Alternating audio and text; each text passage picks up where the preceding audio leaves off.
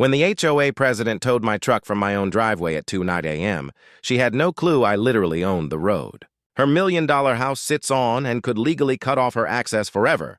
I returned from a grueling 14-hour workday to discover my service vehicle missing. My means of earning a living simply erased. The scent of fuel vapors lingered in the atmosphere like proof of robbery. Camera recordings exposed the reality. There stood Vivian Whitmore, our self-proclaimed community overlord, gesturing and commanding the towing operator with the arrogance of a person convinced that regulations bend to her will. That arrogant gesture she directed at my lens, the complacent grin as $60,000 in my tools vanished. The sharp flavor of fury surged through me as I positioned myself on the pebble path where I'd been stationing vehicles lawfully for a decade and a half. Half a year on, she was weeping before the municipal board, imploring me not to label her avenue undevelopable and ruin her estate's worth indefinitely. What would you do if your association attempted to seize your belongings? From where are you viewing? Leave a note. Allow me to rewind and explain the origins of this entire fiasco. I'm Garrett, and 3 years back I lost my spouse, Elena, to her illness. She bequeathed me this unassuming single-story home in Pinterest Meadows. 127 residences constructed from the late 90s to early aughts, in an era when builders truly cared about employing genuine lumber rather than flimsy composites bound by optimism and coatings. The property occupies an intersection parcel with a looped access way, officially 2 mailing points, which proves vital down the line. I'm a building specialist, 47, and I grind away restoring vintage structures in the urban core. 60-hour stints are routine when you're striving to safeguard elegance in a society eager to demolish it all for yet another coffee chain outlet. My heavy-duty pickup emblazoned with business emblems isn't a showpiece, but it's debt-free. And occasionally I leave my job hauler there as well. The rig carries the aroma of wood particles and genuine labor, evidently something that insults the refined tastes of particular individuals. Pinterest Meadows once embodied a true community. Working folks who assembled these abodes manually and actually inhabited them. Youngsters peddled cycles on the pavement, locals lent baking ingredients, and no one fretted if your turf measured precisely 2 3/4 inches. But circa 2019, following a spike in real estate prices, we faced an influx of West Coast newcomers possessing more cash than practicality. That's when the association emerged, allegedly to safeguard asset worth. In other words, ensure the commoners recognize their status. Here's the twist. My parcel precedes those association agreements by precisely half a year. Elena ensured that when her dad transferred the terrain. Clever lady, my Elena. I still catch whiffs of her sweet-scented tapers occasionally while moving through the rooms, as if she's overseeing, guaranteeing I won't allow anyone to bully me. Introducing Vivian Whitmore, 52, property broker, relocated from the Golden State in 2020 and promptly secured her position as association head on a platform of asset preservation. Resides in a near $1 million oversized dwelling a few doors away. Pilots a pale electric luxury car with custom tags proclaiming House QN. You know what's amusing about folks who require personalized plates to declare their dominance? They typically lack genuine clout. This lady genuinely gauges neighbors' lawns with a measuring stick. I've witnessed it firsthand. At dawn on a weekend, tool in grasp, resembling an unhinged residential mapper. Our initial meeting occurred at the postal boxes. I'm retrieving my correspondence, savoring the crisp odor of newly laid blacktop from the maintenance team that had just completed the overlay when I detect high-end footwear tapping on the slab like a timer ticking toward conflict. Garrett, correct? Her tone dripped with false sweetness, akin to synthetic flavoring blended with superiority. I'm Vivian, your association leader. I hope to discuss your service vehicle. The female was enveloped in fragrance, an overpowering artificial essence that merged with the road scent and caused my vision to blur. My postal slot's pivots groaned as I secured it, and abruptly that noise appeared heightened amid the uncomfortable pause. What's the issue with it? I inquired, extracting a registered dispatch. The dense material felt coarse against my labor-toughened fingers. Well, it's simply that certain residents believe it diminishes our community's visual appeal. I'd be delighted to assist in locating suitable business parking. I clarified courteously that I wasn't part of the association, that my land antedated their guidelines, and that I stationed it legitimately on my own grounds. Her grin remained fixed, but her gaze turned icy. All must participate in communal norms, Garrett. We're united in this. That's when I realized this individual would pose trouble. Folks who overuse your name in dialogue are either peddling goods or scheming to undermine you. 7 days later, municipal compliance officers rapped on my entrance. Unidentified report regarding unauthorized business vehicle housing. The examiner discovered no infractions but noted a curious detail. The grievance employed highly precise phrasing, verbiage only an individual versed in property matters would employ. Whoever submitted this knew precisely which levers to pull, he remarked.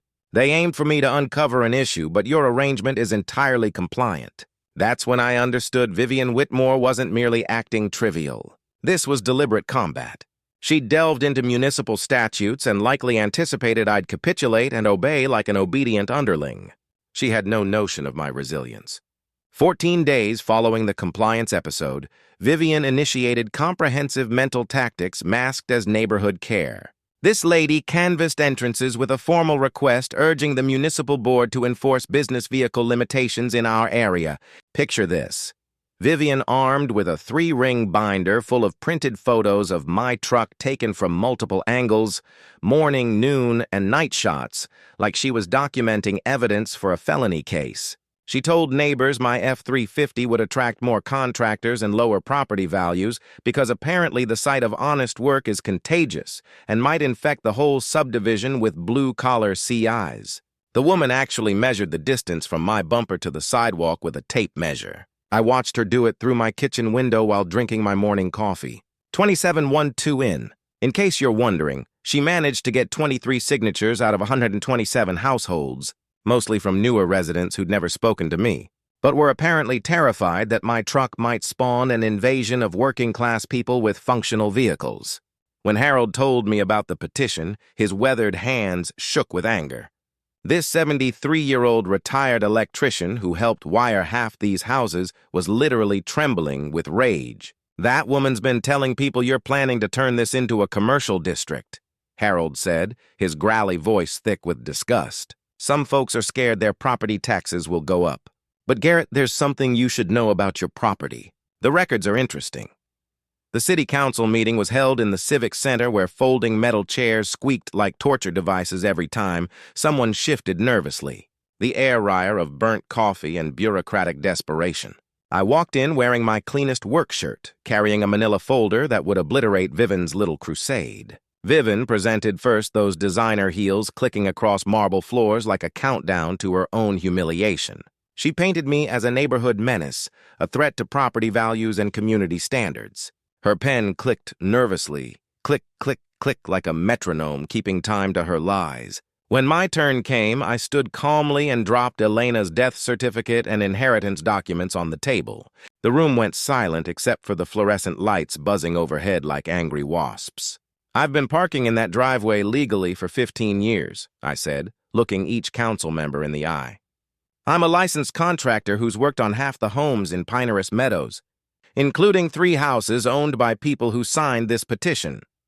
Then came my business license, liability insurance, and something beautiful. 3 longtime neighbors standing to testify. Harold talked about how I'd rewired his garage for free after a storm.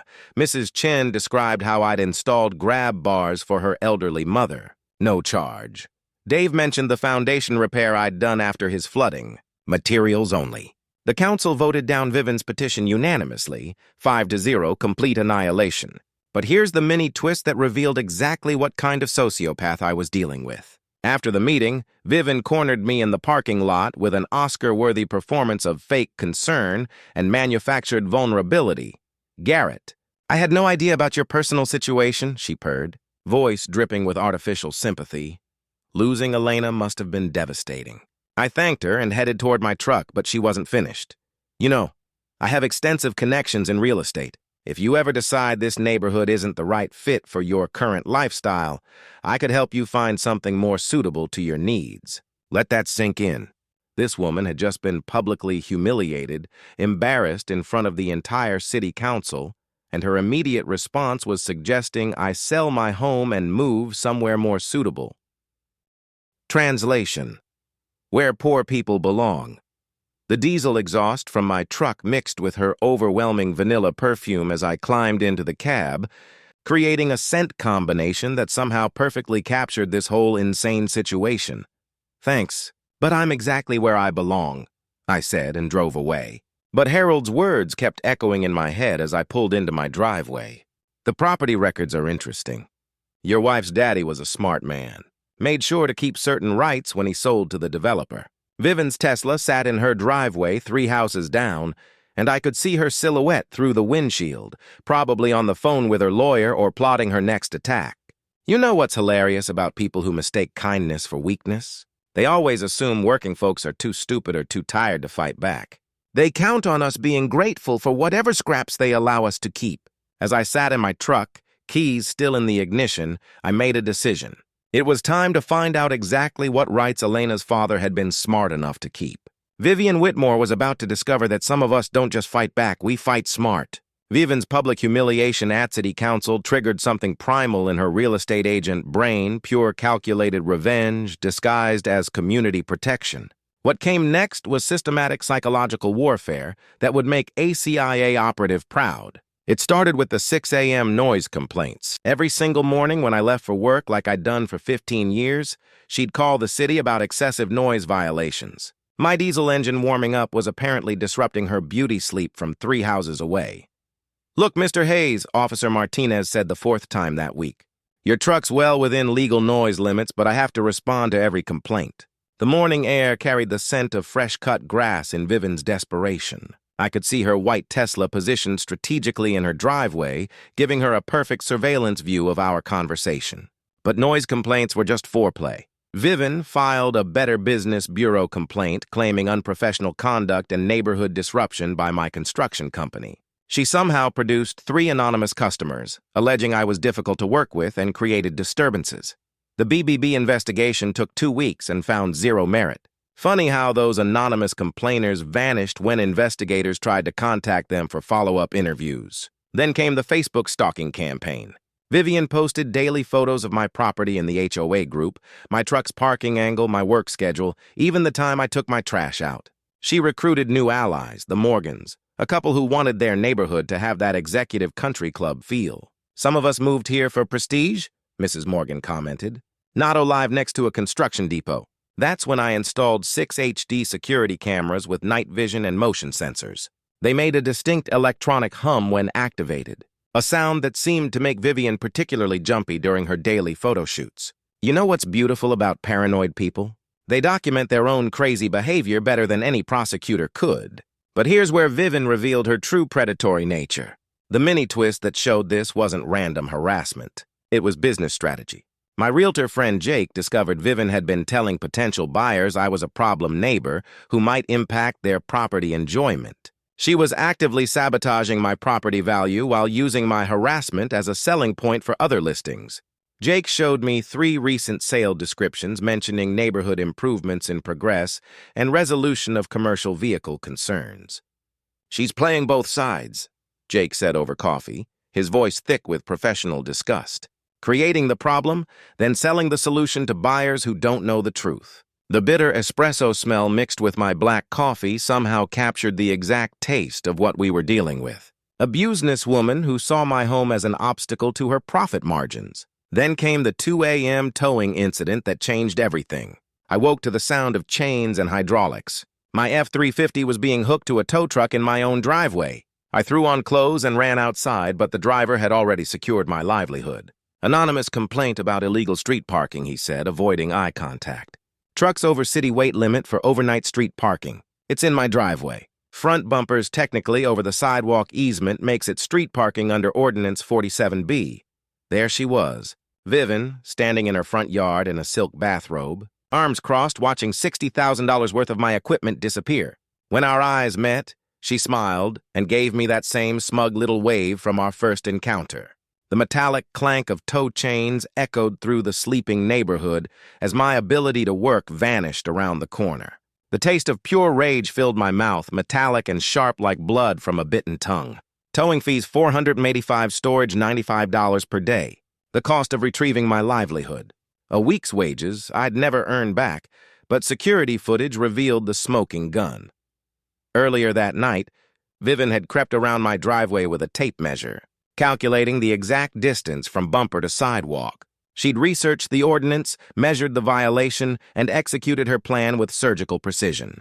The woman had literally measured my truck's position to find a technicality that would cost me hundreds of dollars in a day's work. That moment, standing in my empty driveway at 2:30 a.m., watching the taillights of the tow truck disappear, I realized something crucial. I wasn't dealing with a crazy neighbor having a breakdown. I was dealing with a calculated predator who'd identified her prey and was systematically trying to force me out. Time to stop playing defense and start playing chess. And thanks to Harold's hint about interesting property records, I had a feeling the game was about to change dramatically in my favor. After the towing incident, Vivian apparently decided subtle psychological warfare wasn't moving fast enough. Time for legal intimidation. The nuclear option of suburban bullies who've run out of reasonable options. Days later, I found a thick envelope from Whitmore and Associates Legal Services in my mailbox. The paper felt expensive between my callous fingers that heavy stock lawyers use to make their threats seem more legitimate than they actually are. Inside was a cease and desist letter demanding I remove my security cameras for violating neighbors' privacy expectations and cease my pattern of harassment and intimidation. The letter claimed my cameras were causing Vivian's severe emotional distress and threatened a lawsuit for intentional infliction of emotional distress, invasion of privacy, and creation of a hostile living environment. The kicker, a bill for $2,400 in legal fees that I was expected to pay immediately to avoid further legal complications. The sheer audacity was breathtaking. This woman had stalked my property 4 months, illegally had my truck towed, and was now claiming that my cameras pointing at my own property constituted harassment. I called Jake, my attorney friend, who'd helped navigate construction contracts for years. His office smelled like leather-bound law books and the kind of confidence that comes from actually understanding the law instead of just throwing around legal-sounding threats. "This is absolutely hilarious," Jake said, reading the letter with obvious amusement. "Cameras on your own property pointing at your own property are completely legal. Plus, her attorney made 3 factual errors about property line definitions and cited a case that was overturned in 1987. His pen tapped against the mahogany desk as he scanned the document. This wasn't written by anyone with real estate law experience. Looks like she hired the cheapest intimidation artist she could find on Craigslist. So what do I do? Let me respond for free. I'll explain basic property law to this amateur and mention that filing frivolous legal threats can result in state bar sanctions and fee reversals. But while Jake was demolishing Vivian's legal fantasy, she escalated on another front. She called an emergency HOA meeting to discuss what she dramatically termed the disruptive resident crisis threatening our community's future. 27 people showed up, the highest attendance in HOA history. Vivian presented an actual PowerPoint called Protecting Our Investment, the Hay Problem. She had pie charts showing declining property values in areas with commercial vehicle presence and bar graphs comparing our neighborhood to similar executive communities. The woman had turned harassment into a multimedia presentation. The community sent a riot of burnt coffee and nervous energy as neighbors who'd known each other for decades found themselves choosing sides. Folding chairs creaked under the weight of manufactured controversy. While Vivian painted me as a neighborhood terrorist, Garrett Hayes has demonstrated an escalating pattern of aggressive surveillance, she announced, clicking through photos of my security cameras like they were evidence of war crimes. His intimidation equipment is creating a hostile environment that's destroying all our property values. She proposed a special assessment fee of $200 per household for legal defense funds and enhanced security measures to combat what she called the Hay security threat. That's when Harold had enough. The 73-year-old retired electrician stood up, gripping his walker, and his growly voice cut through Vivian's corporate presentation like a buzzsaw through plywood. "I helped wire half these houses with these hands," he said, raising his weathered fingers. "Garrett Hayes has been nothing but helpful to this community for 15 years. This woman is trying to bully a widower hour out of his home, and I'll be damned if I'll sit quiet while she does it." Mrs. Chen stood next, followed by Dave, then 3 more longtime residents who walked out in solidarity. The room buzzed with uncomfortable murmurs as people realized they were watching their community tear itself apart. But here's the mini twist that revealed Vivian's complete psychological break. While she was busy playing victim at the HOA meeting, someone spray-painted "Move across my garage door" in foot-high red letters. My HD security cameras caught every detail. At 11:47 p.m., a figure in dark clothing and unmistakably distinctive designer heels approached my garage with spray paint. The face was hidden, but that click, click, click gait was as recognizable as a fingerprint. The next morning, acid paint fumes hung in the dawn air like evidence of Vivian's mental breakdown. The rough texture of dried paint over smooth metal felt like a declaration of war under my fingertips. Deputy Williams took the report but shook his head. "Height and build match your neighbor, and those are definitely women's heels. But we can't see the face clearly enough for charges. Still, he paid Vivian a courtesy visit about property damage and stalking laws. I watched through my window as she answered her door in full makeup at 9 a.m., performing shocked innocence for an audience of one very unimpressed deputy. That night, sitting in my idling truck staring at Move, spray-painted across my garage, Harold's words echoed louder than my diesel engine. "Your wife's daddy was smart. Kept certain rights when he sold to the developer.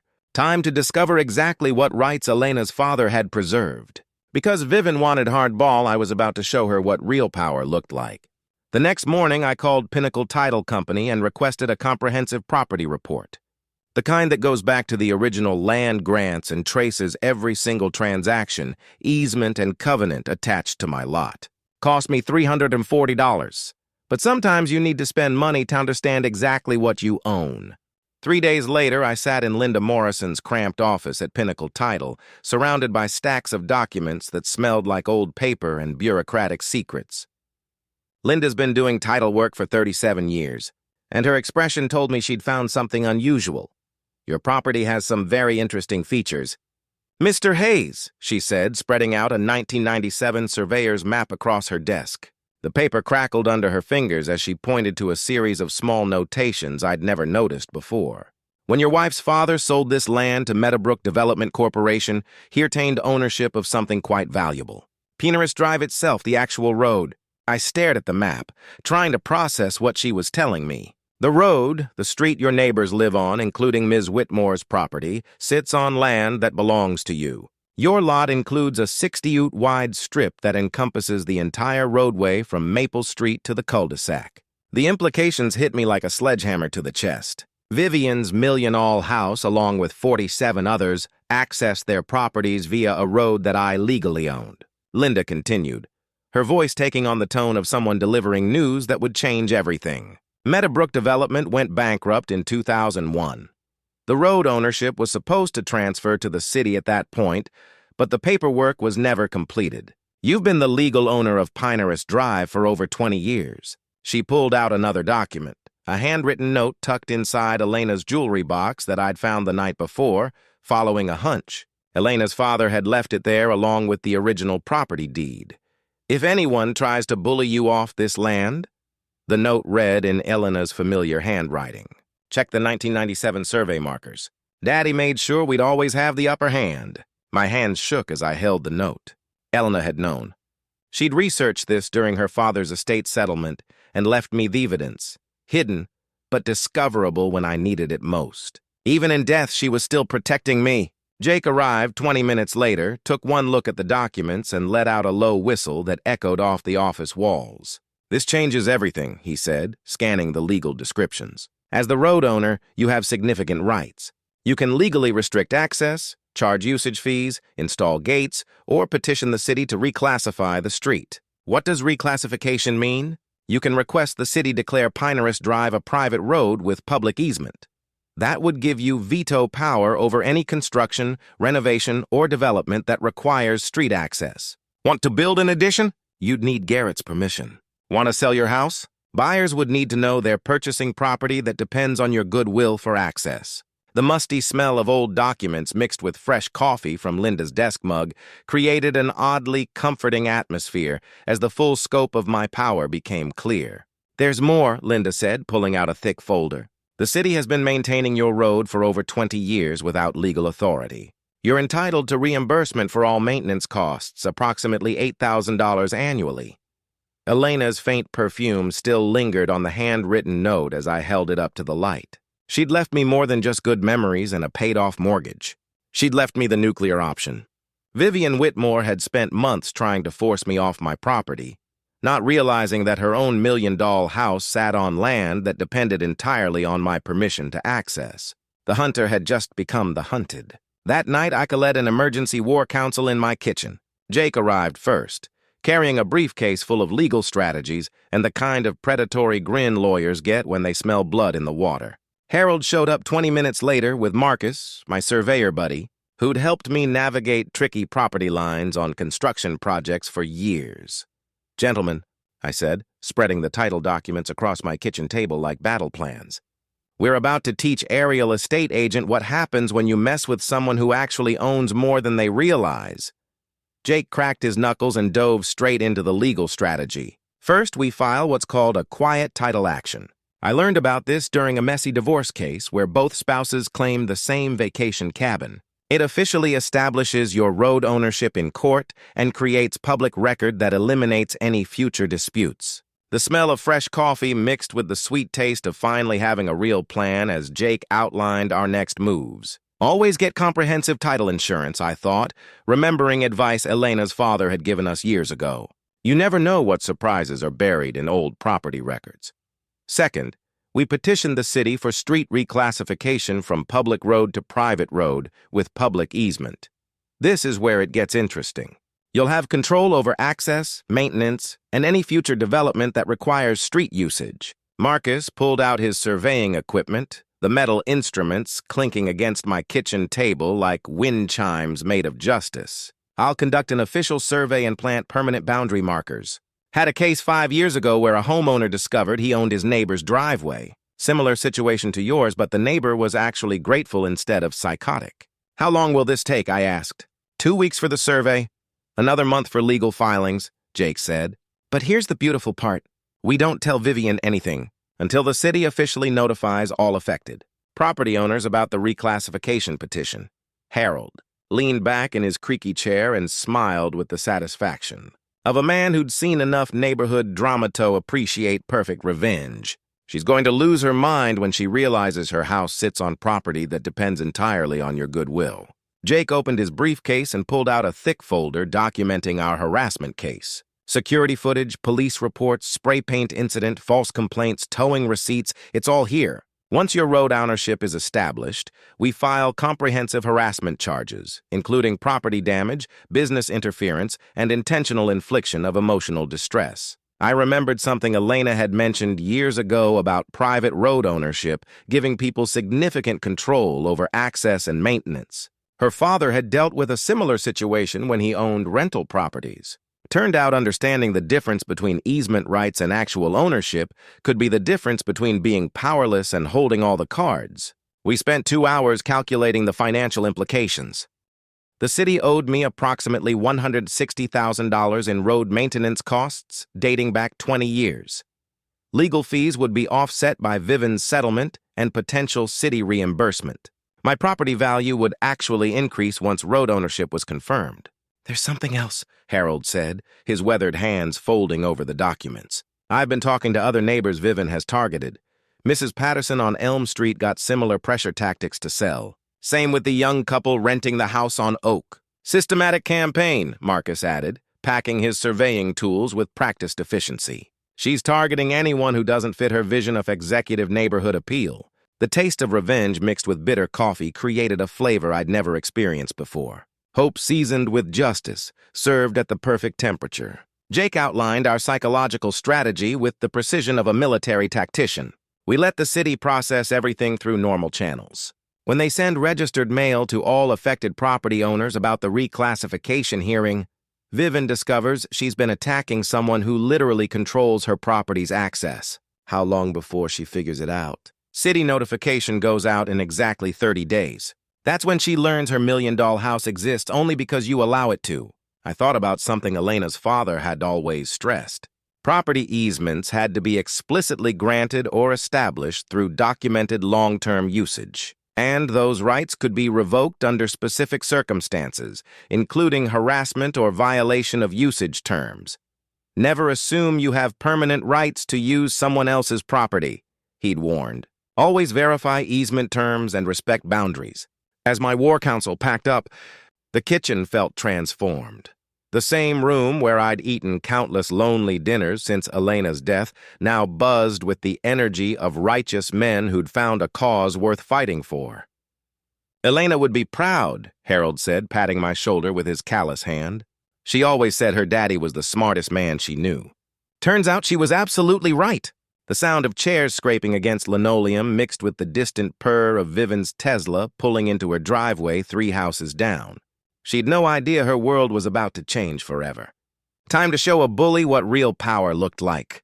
While my legal team quietly prepared the paperwork that would change everything, Vivian apparently sensed something was shifting in her favor, or so she thought. The woman who'd been methodically harassing me for months suddenly kicked into overdrive like a predator that smells wounded prey. It started when she somehow discovered through the city clerk that I'd filed what she called a mysterious property claim. I watched through my kitchen window as she marched out of City Hall 3 days later. Her face twisted with the kind of panic that comes from realizing you might not be holding all the cards after all. That's when the sabotage escalated from psychological to physical. I woke up Tuesday morning to find a nail strip stretched across my driveway, the kind tow trucks use to stop fleeing vehicles. Professional grade, perfectly positioned to catch both my work truck's front tires. The metallic smell of punctured rubber mixed with my morning coffee as I surveyed $340 worth of damage to 2 brand new Michelin tires. My security cameras had captured everything. At 37 a.m., a figure in a dark hoodie placed the strip with surgical precision, then disappeared into the shadows between houses. The building gate looked familiar, but the face was completely obscured. Smart, Deputy Williams said, reviewing the footage on my laptop screen. Whoever did this knew exactly where your cameras were, positioned and how to avoid facial identification. But here's what Vivian didn't know. I'd installed additional motion sensor cameras with night vision after the spray paint incident. Cameras she hadn't spotted during her careful surveillance of my property. The backup footage showed her returning 20 minutes later to retrieve the nail strip, thinking she'd covered her tracks. Her face was clearly visible for exactly 3 seconds as she looked up to check for witnesses. 3 seconds that would eventually cost her everything. That afternoon, she made her most desperate move yet. A bribery attempt disguised as neighborly concern. I was replacing my damaged tires when Vivian approached carrying a manila folder and wearing the kind of fake smile that probably sold a lot of overpriced houses to unsuspecting buyers. "Garrett, I've been thinking about our situation," she said, her voice dripping with artificial sweetness that mixed with the rubber smell from my tire repair. "I realize we got off on the wrong foot." She opened the folder to reveal a real estate contract with my address pre-filled and a purchase price that made my eyes widen.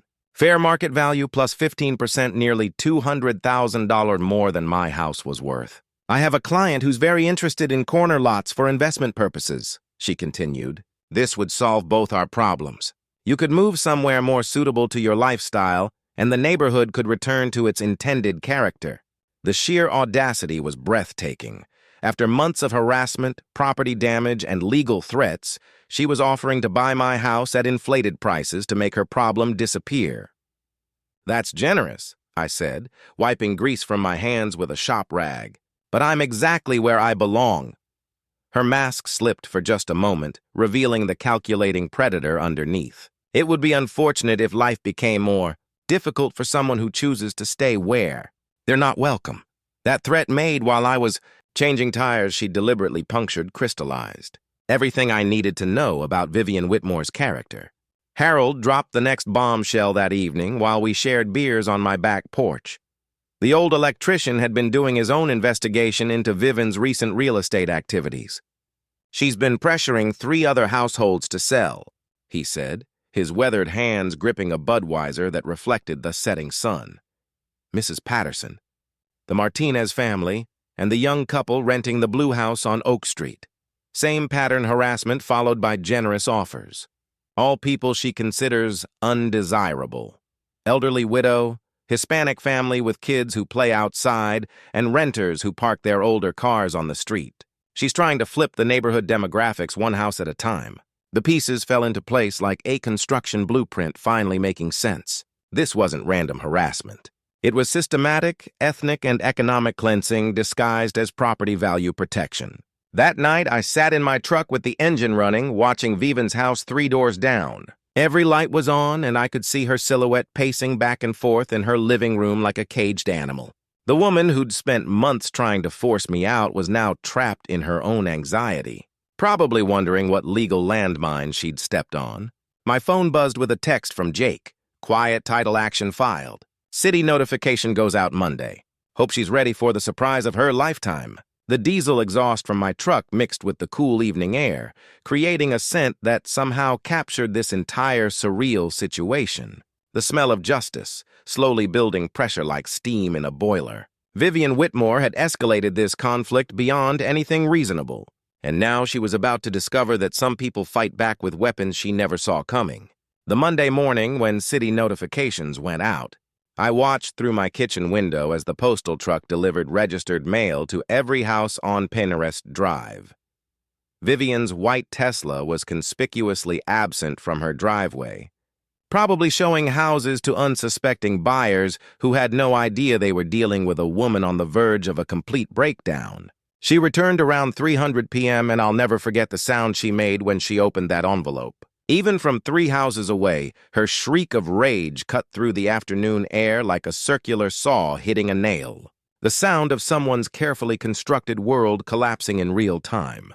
By 4:00 p.m., she'd hired a private investigator to dig up dirt on me. I know because Harold spotted the guy taking photos of my house while pretending to check his phone. Former cop, probably desperate for work, willing to take money from a woman who was clearly losing her mind. Professional-looking fellow, Harold said, describing the PI over coffee.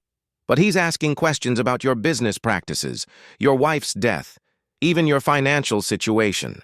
This woman's trying to build a case that you're unstable. The coffee tasted bitter as the implications sank in. Vivian wasn't just panicking. She was going nuclear, trying to destroy my reputation in business to force me out before I could use my newfound leverage. Tuesday brought anonymous flyers in every mailbox on the street. High-quality printing, professionally designed with doctored photos, making my property look neglected and dangerous. The headline read, "Neighborhood Safety Alert. Unstable resident threatens community values." The flyers claimed I was potentially dangerous since wife's death and listed my work truck schedule as a security concern for children. They included cherry-picked photos from security footage, manipulated to make me appear threatening and unstable. But here's where Vivian's desperation finally betrayed her completely. My upgraded security cameras caught her distributing the flyers at 5:23 a.m., wearing the same designer workout clothes she'd worn to spy on my property dozens of times before. Her face was clearly visible in the morning light as she stuffed mailboxes with her character assassination attempt. The smell of fresh ink on those flyers mixed with the dawn air created an oddly appropriate scent for what felt like the final battle of a war I'd never wanted to fight. By Wednesday, she'd escalated to attacking my livelihood directly. Someone filed complaints with the state contractor licensing board, alleging unprofessional conduct, property damage, and intimidation of homeowners.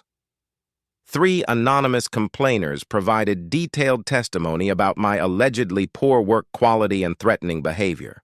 The licensing board hearing was scheduled for Friday morning in downtown Austin. I had to defend 15 years of spotless professional conduct against fabricated allegations designed to destroy my ability to work. Jake accompanied me to the hearing carrying a briefcase full of customer testimonials, work photos, and business records that told the real story. The hearing room smelled like stale coffee and bureaucratic indifference as Vivian's attorney presented his case against my character. Mr. Hayes has demonstrated a pattern of neighbor disputes and aggressive behavior, the attorney claimed, reading from prepared notes. These complaints represent a concerning escalation that threatens public safety. Then Jake stood up and methodically destroyed their entire case. Customer after customer had provided written testimonials about my professionalism. Work photos showed craftsmanship that spoke for itself. Most importantly, when the board tried to contact those anonymous complainers for follow-up questions, all 3 phone numbers were disconnected. These allegations appear to be entirely fabricated, the board chairman concluded after 30 minutes of testimony. Mr. Hayes, your license remains in good standing. We apologize for this waste of your time, but the real bombshell came Thursday evening when Jake called with news that changed everything. I've been digging into Vivian's real estate activities, he said, his voice tight with professional disgust. Her development company owns option contracts on 5 properties in your neighborhood, all homes belonging to people she's been harassing. The pieces clicked together like a perfectly engineered machine. Mrs. Patterson's house, the Martinez family's property, the rental on Oak Street. Vivian had been systematically targeting undesirable residents to force sales, then flipping their properties for massive profits. Her entire harassment campaign was business strategy, Jake continued. She's been creating problems to drive down prices, then swooping in with development offers. Your road ownership discovery threatens to kill her entire scheme. That night, I sat on my back porch watching Vivian's house blaze with lights until nearly midnight. Every window glowed like a beacon of panic as she probably frantically called lawyers, trying to find some way to challenge my property rights before the public hearing. The evening air carried the scent of honeysuckle mixed with the distant smell of diesel exhaust from the highway, a combination that somehow perfectly captured this moment when justice was finally building toward its inevitable conclusion. Vivian Whitmore had spent months trying to force me out through harassment, sabotage, and character assassination. Now, she was about to discover that her million-dollar house sat on property that existed only because I allowed it to. The hunter was about to become the hunted in the most public way possible. The City Council public hearing was scheduled for 7 p.m. on a Thursday, and by 6:30, the Civic Center was packed beyond capacity. Word had spread through social media about the unusual property rights case, and it seemed like half the county had shown up to watch the fireworks. Local TV news crews from 3 stations set up cameras in the back, their bright lights creating an almost theatrical atmosphere. The smell of burnt coffee mixed with nervous energy as people filled every folding chair and lined the walls. I'd never seen so many people interested in municipal property law. Vivian arrived fashionably late in a black Powers suit, flanked by an expensive attorney who looked like he'd rather be anywhere else. She carried a leather briefcase and wore the kind of confident expression that suggested she still believed money and legal intimidation could solve her problems. I walked in wearing my best work shirt and carrying the original 1997 surveyor's map that would end her world. The murmur of anticipation died as Mayor Rodriguez called the hearing to order. The sound of his gavel echoed through the packed chamber like a starting gun for the main event everyone had come to see. Tonight, we're hearing a petition for street reclassification of Pinarest Drive. The mayor announced the petitioner claims private ownership of the roadway currently maintained by the city. Vivian's attorney went first, and I'll give him credit. He tried his best with an impossible case. He argued that my road ownership claim was legally frivolous and that the city's 20-plus years of maintenance had established permanent public ownership through adverse possession. My client and 47 other homeowners invested in properties with guaranteed public road access, he declared, his voice carrying the authority of someone who probably charged $500 an hour to lose. Cases.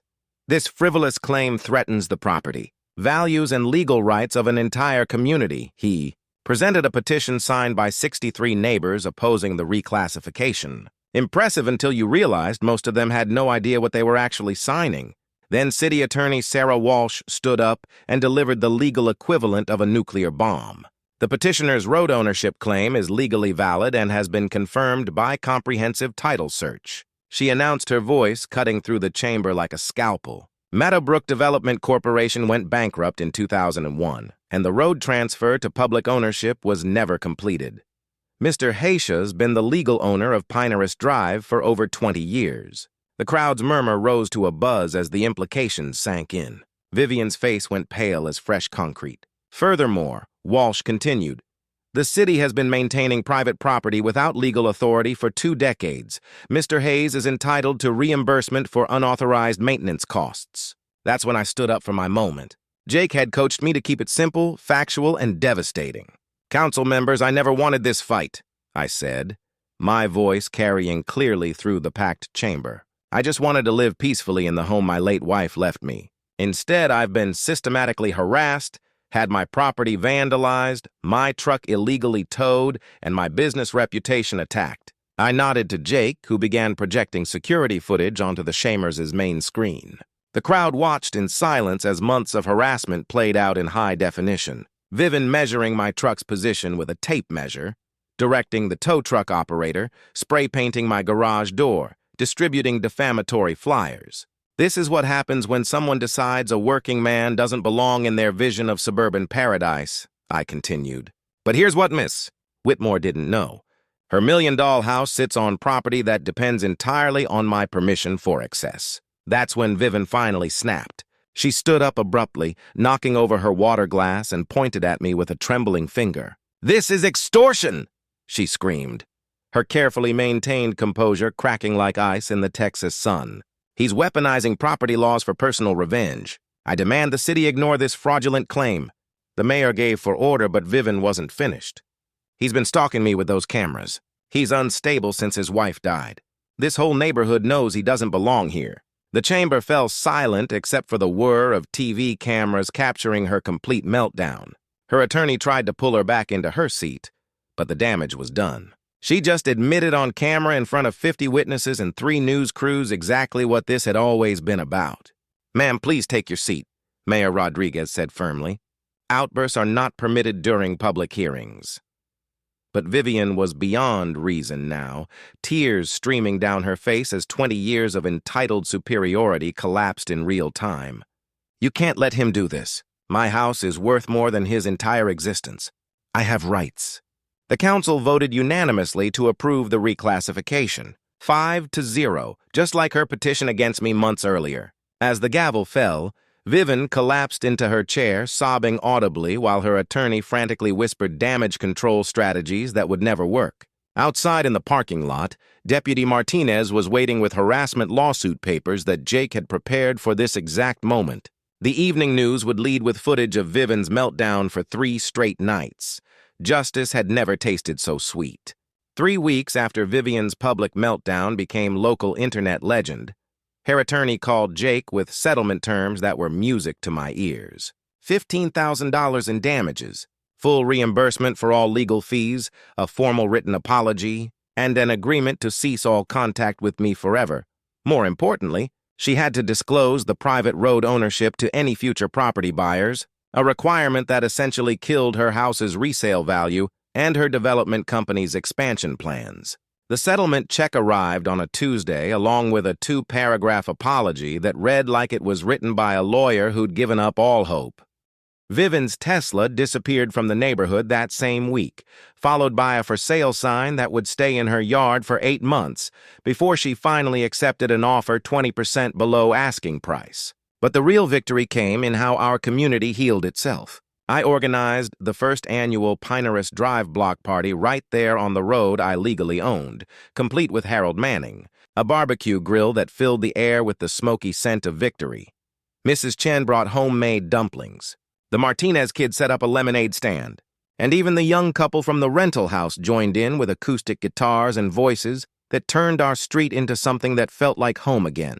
"Elena would have loved this," Harold said, flipping burgers while wearing an apron that read Master of the Grill. The old electrician had become our unofficial neighborhood historian, sharing stories about the early days when people actually talked to each other instead of measuring grass heights with rulers. The road ownership situation resolved itself more elegantly than anyone expected.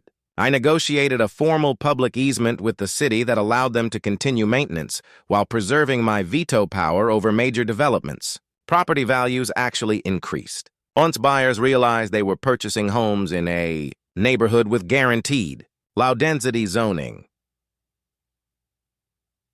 The $18,000 reimbursement from the city, combined with Vivian's settlement, gave me the seed. Money for something Elena would have been proud of, the Elena Memorial. Scholarship fund for trade school students from working-class families. Every year, we award 3 scholarships to kids who want to learn skills that matter: plumbing, electrical work, carpentry, the trades that keep civilization running while real estate agents shuffle paper and pretend they're adding value to the world. The scholarship ceremony happens every spring in my backyard, where the scent off Elena's old rose garden mingles with the sound of power tools from my workshop. Last year's recipients included Maria Santos, who's now the top student in her electrical program, and David Kim, whose welding skills already surpass mine. But the best part, Harold started teaching basic property rights workshops at the community center, using my case as an example of why people need to understand what they actually own. The Know Your Rights sessions draw standing room-only crowds, and we've helped 6 other homeowners discover easements and property rights they never knew they had. Mrs. Patterson, the elderly widow Vivian had harassed, turned out to own mineral rights under 3 neighbors' properties, knowledge that stopped a pushy oil company from pressuring her into an unfavorable lease. The Martinez family discovered their backyard included water rights that made their property significantly more valuable than they'd realized. The ripple effects keep spreading. Our neighborhood became a model for property rights education, and the story inspired similar harassment victims across Texas to investigate their legal options. The local Legal Aid Society now offers free Elena's Law workshops, teaching people how to research their own property rights and fight back against HO overreach. 6 months after the hearing, I got a letter from a construction worker in Dallas who'd used our story to stop his HOA from forcing him to move his work truck. A widow in Houston discovered she owned the alley behind her house after reading about Elena's research methods online. Sometimes fighting back creates a roadmap for others to follow. As I write this, sitting on my back porch where Elena and I used to plan our retirement, the sound of children playing drifts down from the street I own. The street where neighbors help each other instead of measuring each other's grass. The street where working people belong just as much as anyone else. Elena's wedding ring still hangs on a chain around my neck, warm against my chest as the Texas sunset paints Thesky the color of justice, served at exactly the right temperature. Have you ever had to deal with an HOA nightmare that made you question your faith in humanity? Drop your story in the comments below. Misery loves company, but victory loves sharing the blueprint. And if you enjoyed watching a bully get exactly what she deserved, hit that subscribe button, because sometimes the best revenge isn't living well. It's legally owning the road your enemies drive on. You've been watching HOA Stories, where entitled Karens Get a Reality Check. If this episode gave you secondhand rage or satisfaction, hit that like, leave your take in the comments, and subscribe so you're the first in line for more weekly HOA chaos. Us.